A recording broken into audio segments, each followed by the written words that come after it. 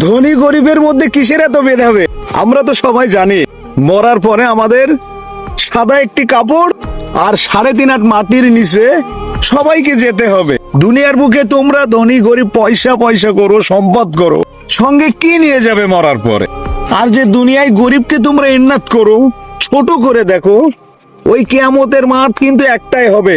আর ওই মাঠে ধনী গরিব সবাই থাকবে, কারোর মাঠ আলাদা হবে না। সেদিন কেউ ধনী গরিব থাকবে না, কেউ ভেদাভেদ করবে না, সবাই ছুটাছুটি করবে। তাহলে কেন এই দুনিয়ার বুকে গরিবকে ছোট করে দেখো?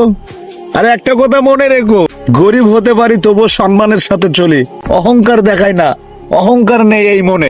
আল্লাহকে ভয় করো, ওই আল্লাহকে ভয় করো যিনি আমাদেরকে সৃষ্টি করেছেন এবং তিনি আমাদের সবকিছু দেখতে।